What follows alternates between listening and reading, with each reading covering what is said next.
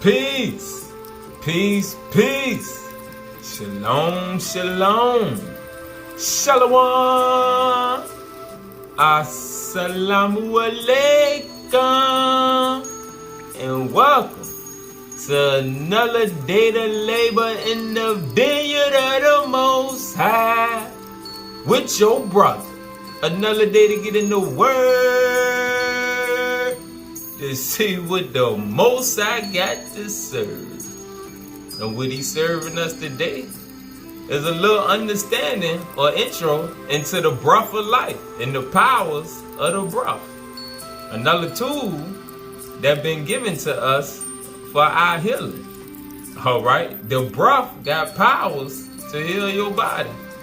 But we ain't been taught all this, because it's been hidden from us in the Hebrew and Christian world. Alright?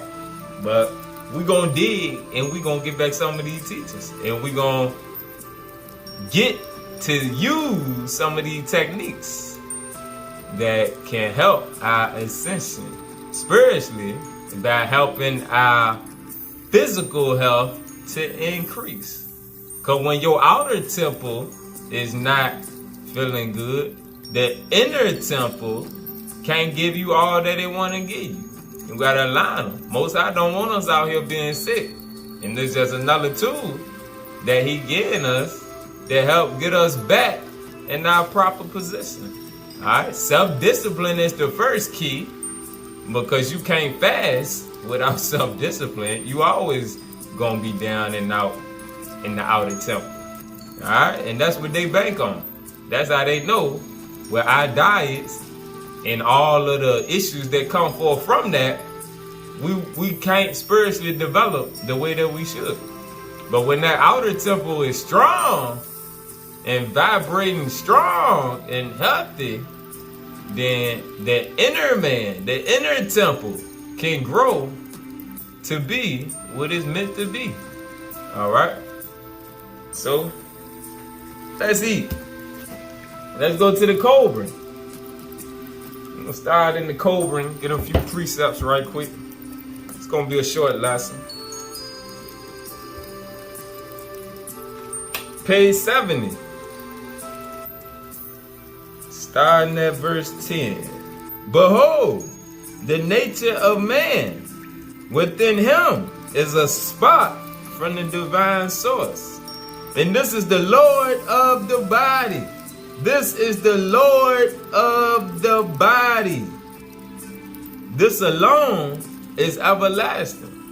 This alone of man is his true self. This spot is enwrapped within a heavy mantle of matter. It is enclosed in a covering of earthly clay, speaking on the flesh. This spot, this star seed alone, is the seat of life. It alone has understanding and thought. Such things are not with the clay of the flesh, neither are they kin to the stones from which the bones come. The life within man radiates out from the enclosed spot. The life within man radiates outwards from the enclosed spot, and through the blood endows the body with life and heat. Alright, the blood is the key thing, because the breath and the blood go hand in hand. Alright, the breath and the blood. Them two key words to remember, because we're going to see it through the lesson. The life within man radiates out from the enclosed spot, and through the blood endows the body with life and heat. Life gives forth heat, and the greater the life, the greater the heat. As the sun gives light and fire spreads heat, as the flower radiates perfume, so does the central light give forth a vaporous, unseeable glow. And this our fathers called the breath of God. This breath comes forth in two manifestations. There's a heavy form and a light form. And from these, all things are compounded. From the one comes the sacred glow in its two aspects, which men call the breath of God. And from this are made all things, which are in heaven and earth.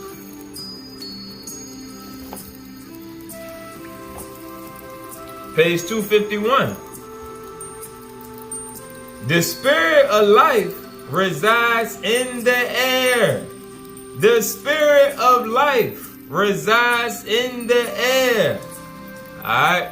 And I know some people think that the air is just so polluted that it's detrimental to take in deep breaths of that air outside. But you gotta believe what your creator say. No weapon formed against thee shall prosper. Go outside and take them deep breaths of that spirit of life. You just see right here, the spirit of life resides in the air men breathe. And it shares with the beasts, the trees, the things that crawl, the birds, the fish, the herb, and the grass. It quickens the living hearts, the air, which has the spirit of life within it, quickens the living hearts of men, and is diffused through the blood of the body. It is diffused, it's dished out through the blood of the body. Outside of man, between God and man, is the reflection of God, which men call nature. It can be disturbed by man and distorted, even as the reflections in a pool of clear water are disturbed by the drop of a pebble. Nature accords exactly with the greater needs of men. Nature accords exactly with the greater needs of men. No matter what they spray in the air, nature got a power within it. With their desires and beliefs and with what they have deserved. It is also a modifying force. It is also nature, a modifying force, operating upon the conditions of their testing. It is the breath of God. Nature is the breath of God expressed in living things. It is to God as the material web of the spider is to the spider. They are separate and unalike, yet one. Yet they are one. God and nature are one. Man and nature are one. Page 316. Oh man. Verse 4. Each man is an individual work of the Creator. Each man is an individual spark or seed of God. His mind a fragment of his Creator's will. The breath of God gives him life. So why haven't we been taught on that breath that gives life and how to utilize it for the healing of the body? The breath does more healing than food. Let's go to the Obeah Bible. Let's go to the Obeah. Page 509. A chapter called The Mystery of Breath. The Mystery of Breath. Prana. Remember the lesson we did on the Moyo, the Chi? Prana, the life force. The life force and the breath go hand in hand. Through the breath, you absorb more of the life force. And through your consciousness, your imagination, you can disseminate it to different organs and parts of your body. And that's what we're going to see as we go on through the lesson. Alright? That's why You gotta keep your mind open like a child to believe that all things is possible and to know that your imagination is not just for you to sit around and dream and think of foolishness all day. Nah, it's not just for entertainment, it's for use. You can put it to good use and get some healing from it, like we seen in the lesson that we did on the imagination. Alright? If you have health, do not think that your 3-second inhalation will repel disease when once it makes a determined attack. If you are ailing, do not think there is no hope for you. Start at once. Air is free. Air, the spirit of life that is within it, that you can add unto yourself as much as you want, is free. Do not be afraid of using it. The life of man is in the air. The life of man is in the air. Why not have more life?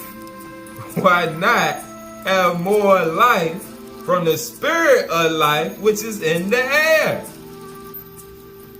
Harm it cannot do. Benefit it must.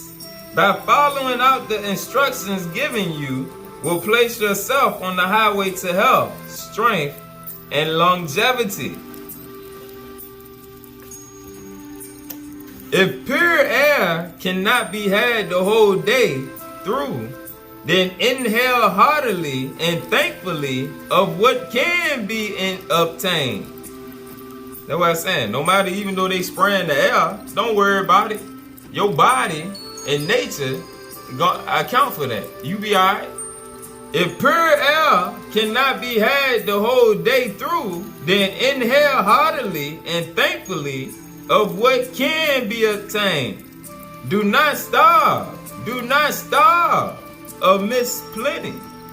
The reason correct breathing is unpopular is probably because air is free. It is too little trouble. No dues, no expense. Nothing to do but breathe. And then breathe again. By breathing deeply, you draw on the great universal reservoir of life. Nature's way is so simple, so easy, that it is too often neglected. If its true value were realized and people had energy and persistence enough to form a correct method of breathing, they would soon notice a great difference in every way, both as regards health and even success. It is no exaggeration to say that the majority of diseases arise through ignorance of this, ignorance of the breath. Good health depends upon the blood. Good health depends upon the blood, which is the oil of the outer temple. And pure blood depends upon pure air. Sunlight gives health, and this luminary, speaking of the sun, is the reservoir of the electrical, magnetic, and vital forces for our system. It pours them out abundantly, and they are taken in by all minerals, vegetables, animals, and men. By them, they are transmuted into the various life energies needed. Round the sun revolves the life principle of the universe, called by the Hindus Prana, or Chi, or Moyo. By some writers, Jiva, Jalama, Zone, etc. And it's said by them to build up the life tissues throughout the body. Prana builds up the life tissues throughout the body, to vitalize the brain, to increase the vibrations of the ganglia and nervous system, and to regulate the circulation of the blood. This solar prana manifests on earth as terrestrial prana, and in man as human prana. Closely connected with, or rather a modification of prana, is what the Easterns term swara, which is the current of the life wave. The current of the life wave, which is the great breath. The great breath is the current of the life wave. Page 514. The yoga breath. Mention has been made of the yogis, and in work dealing with the science and mystery of breath, reference to these men cannot be omitted. In no part of the world has breathing been brought to such a perfect art as in India. It is not my purpose to teach the yoga practices here, as that has been taken up in other books. To the Hindu, with the long physical heredity behind in the practice of thousands of generations, the mystery of breath is a great study. Through yoga, these grand masters of breath seek to bring about the union of the higher and lower consciousnesses. The two chief meanings of the word yoga are concentration and union. Various practices are resorted to for this. And the theory is that by controlling the breath and concentrating on certain organs, those mysterious dormant human powers may be roused, which will bring about this union. The breath and the imagination got the ability to heal the body. Next, the Hindu yogi science of the breath. This is a book that ain't too expensive. If you look to order it, they got ones with different covers than this one, but they worth getting.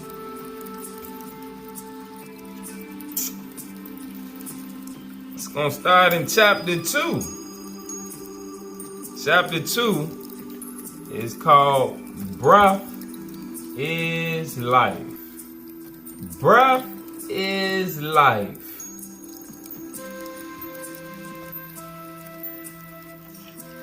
And in the title it says, a complete manual of the Oriental breathing philosophy of physical, mental, psychic, and spiritual development.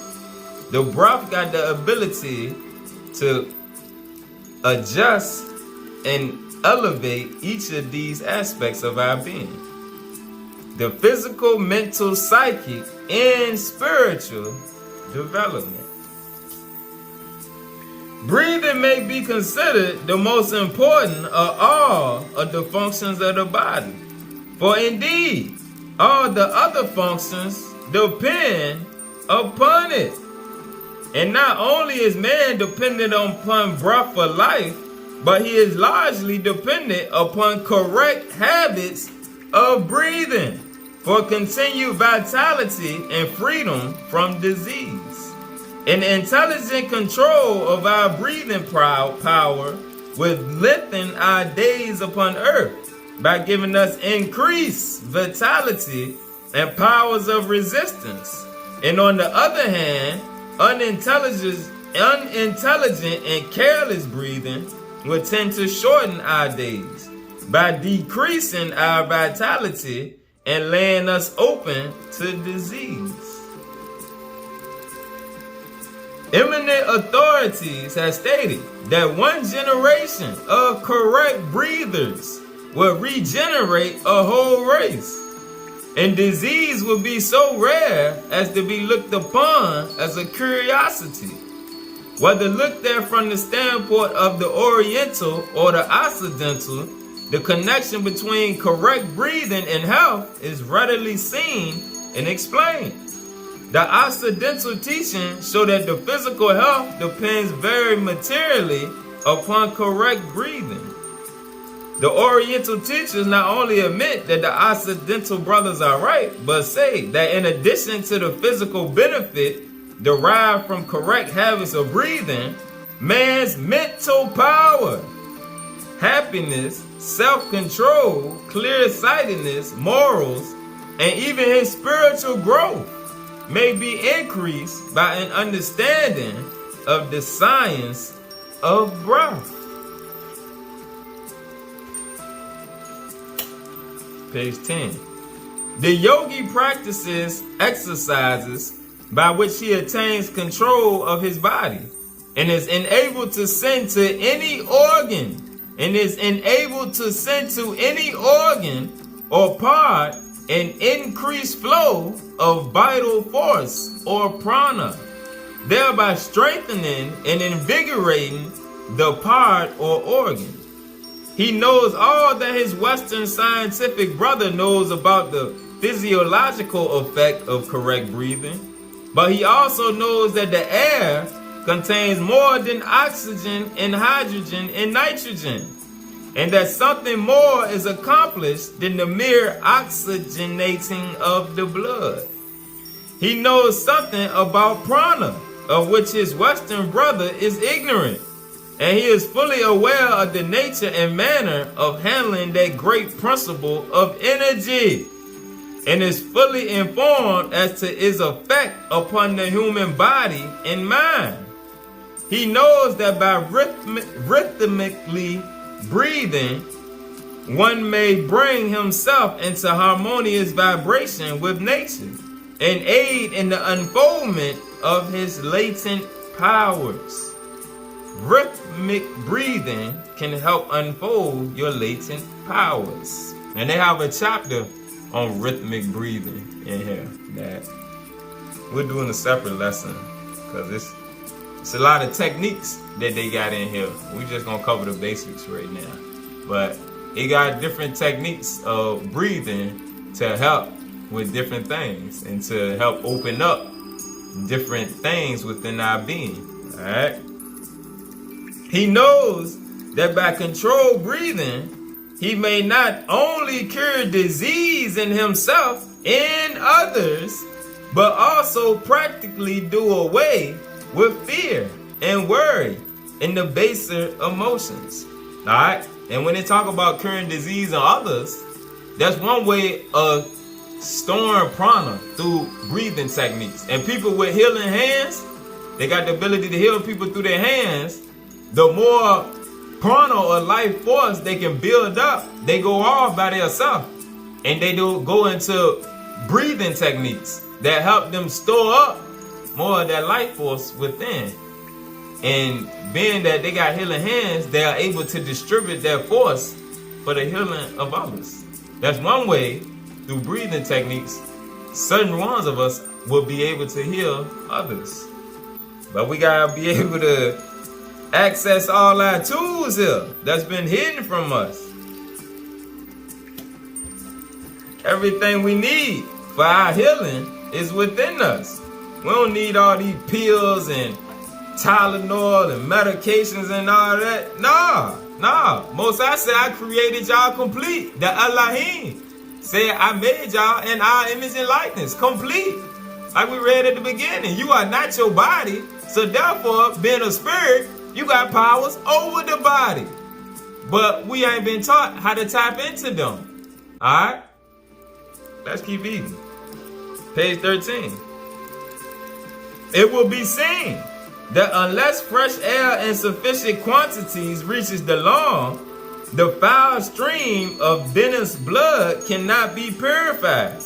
And consequently, not only is the body thus robbed of nourishment, but the waste products which should have been destroyed are returned to the circulation and poison the system, and death ensues.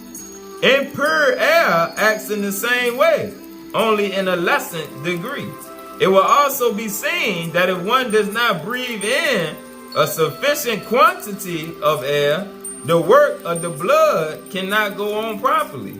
And the result is that the body is insufficiently nourished, and disease ensues, or a state of imperfect health is experienced. The blood of one who breathes improperly is of course of a bluish dark color, lacking the rich redness of pure arterial blood. This often shows itself in a poor complexion. Proper breathing and a consequent good circulation results in a clear, bright complexion blood.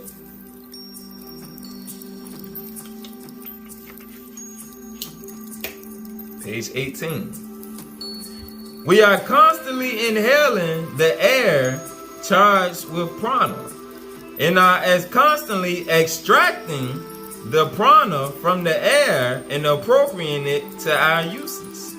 Prana is found in its freshest state in the atmospheric air, meaning outside, which when fresh is fairly charged with it, and we draw it to us more easily from the air than from any other source. In ordinary breathing, we absorb and extract a normal supply of prana, but by controlled and regulated breathing, we are enabled to extract a greater supply, which is stored away in the brain and nerve centers to be used when necessary. To be used when necessary. We may store away prana, the life force, just as the storage battery stores away electricity. The many powers attributed to advanced occultists is due largely to their knowledge of this fact and their intelligent use of this stored up energy. The yogis know that by certain forms of breathing, they establish certain relations with the supply of prana and may draw on the same for what they require. Not only do they strengthen all parts of their body in this way, but the brain itself may receive increased energy from the same source, and latent faculties be developed, and psychic powers attained. One who has mastered the science of storing away prana, either consciously or unconsciously, often radiates vitality and strength, which is felt by those coming in contact with him. And such a person may impart this strength to others.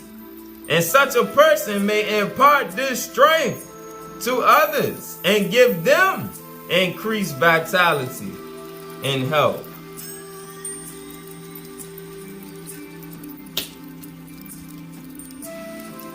Page 23. The breathing mechanism of man is so constructed that he may breathe either through the mouth or nasal tubes. But it is a matter of vital importance to him which method he follows, as one brings health and strength, and the other disease and weakness.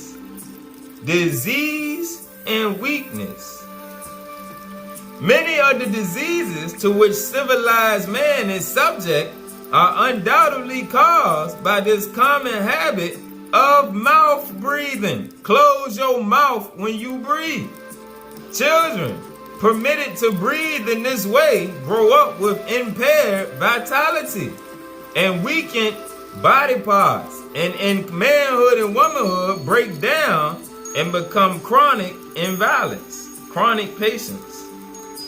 Many contagious diseases are contracted by the disgusting habit of breathing out your mouth. And many cases of cold and catarrhal affections are also attributable to the same thing. Many persons who, for the sake of appearances, keep their mouth closed during the day persist in mouth breathing at night, and often contract disease in this way. And that's what we'll be breathing out our mouth. Alright, now let's go to this section called How to acquire the Yogi complete breath. The complete breath. Alright? It's a way of breathing that works your body. 34. The complete breath does not necessarily call for the complete filling of the lungs at every inhalation, One may inhale the average amount of air using the complete breathing method, and distributing the air inhaled, be the quantity large or small, to all parts of the lungs. But one should inhale a series of full, complete breaths several times a day, whenever opportunity offers, in order to keep the system in good order and condition. Alright? So it ain't no reason that we don't have time to do some deep breathing throughout the day. Alright? Before you go into work, sit in the car for a few minutes, get some deep breaths in. Or when you get up in the morning, 5-10 minutes of deep breathing. Get your nice supply of that life force for the day. Then later on in the day, another 5 or 10 minutes. And watch how your mental capacity increase. Your body gonna start to feel good. And as you learn to disseminate what you bringing in to different parts of your body, that's when you start to develop that dormant power within. All right? And you are able to strengthen your own limbs like the yogis do. All right? The following simple exercise will give you a clear idea of what the complete breath is. First, stand or sit erect. Breathing through the nostrils, inhale steadily. First filling the lower part of the lungs, which is accomplished by bringing into play the diaphragm, which descending exerts a gentle pressure on the abdominal organs, pushing forward the front walls of the abdomen. Alright, so you just want to sit upright when you take them deep breaths, and you're going to feel it. Your chest going to expand. Then feel the middle part of the lungs, pushing out the lower ribs, breastbone, and chest. Then feel the higher portion of the lungs, protruding the upper chest, thus lifting the chest, including the upper 6 or 7 pairs of ribs. And this is because you're not supposed to just inhale and stop. Keep inhaling until you can't inhale no more. And that's what's going to start to lift up your chest, and like what it's talking about with the abdomen and all that. Just keep on inhaling as long as you can. Alright? And that right there is working muscles by itself. Because as you keep going, doing it on a daily, what you'll start to notice, at first you might be able to only inhale for 6, 7, 8 seconds. Next thing you know, you're going to be like a vacuum cleaner, just going, inhaling for 15, 20 seconds. And as your muscles increase, you're able to hold longer breaths, which all they do is allow you to bring in more and more of that life force, like it said. And that's how it's stored away in the body, all right, and brings vitality to the system.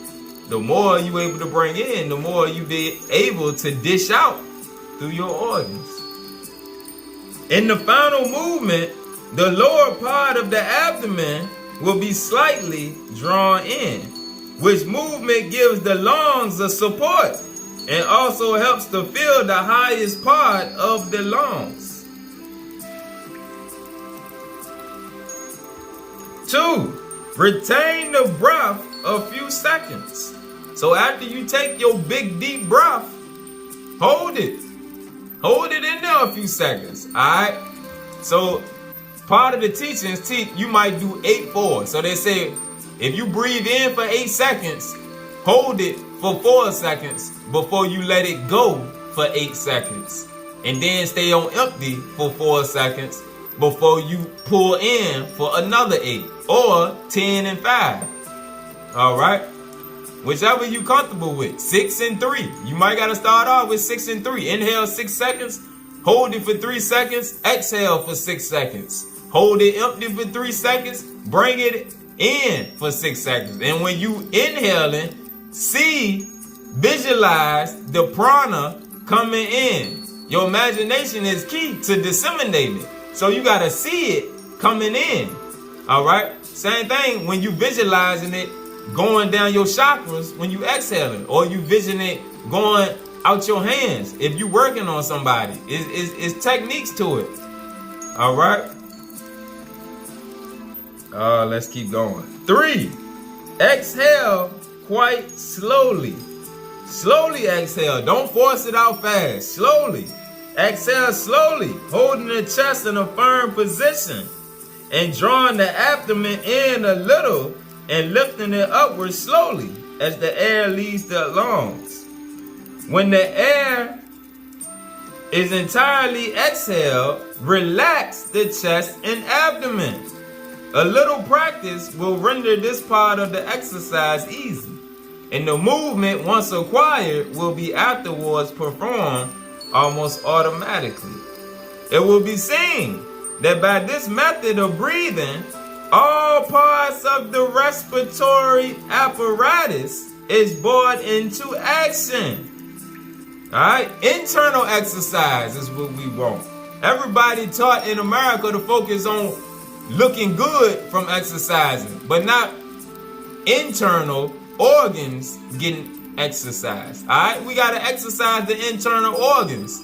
Alright, people don't think about that right there, because we've been trained to just focus on something different, our physique. Alright, but we ain't been taught that if you work out the internal organs, alright, you strengthen them, and that help bring vitality to your whole system. It will be seen that by this method of breathing, all parts of the respiratory apparatus is brought into action, and all parts of the lungs, including the most remote air cells, are exercised. The chest cavity is expanded in all directions.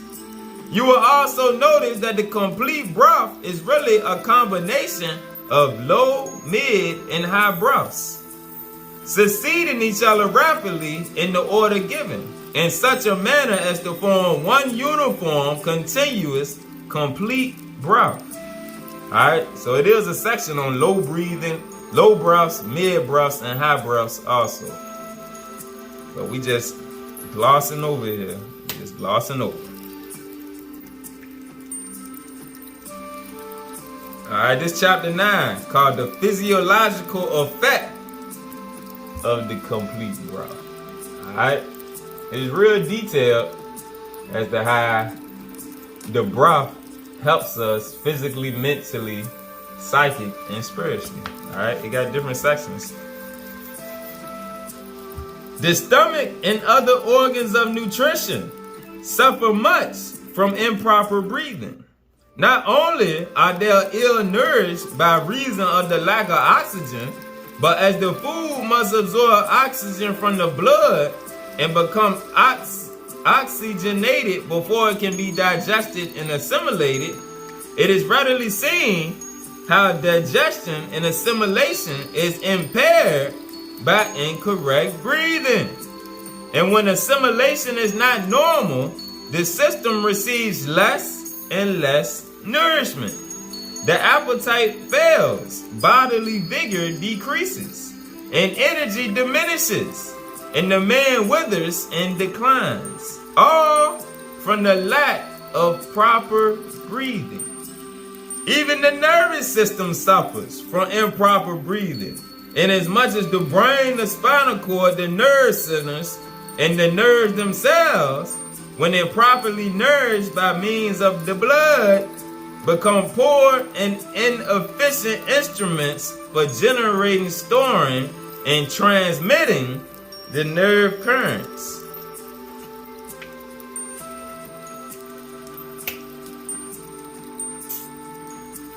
The Western world is paying much attention to physical culture just now, which is a good thing. But in their enthusiasm, they must not forget that the exercise of the external muscles is not everything. The internal organs also need exercise. And nature's plan for this exercise is proper breathing. The diaphragm is nature's principal instrument for this internal exercise. Its motion vibrates the important organs of nutrition and elimination, and massages and kneads them at each inhalation and exhalation, forcing blood into them, and then squeezing it out, and imparting a general tone to the organs. Any organ or part of the body which is not exercised gradually declines and refuses to function properly, and lack of the internal exercise afforded by the diaphragmatic action leads to diseased organs.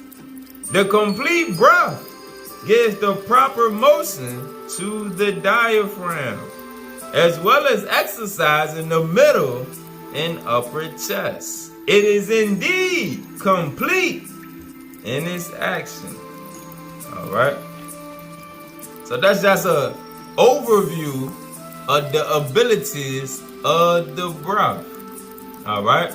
So you can Google breathing techniques, or you can order this little book here. All right, straight from my forefathers, the Nagas, who were the ancient Hindus. All right, the science of breath and the abilities that it got to heal. All right, so that's another technique in the bag that we can use for our elevation in the healing of the outer temple and the elevation of the inner temple. All right, peace.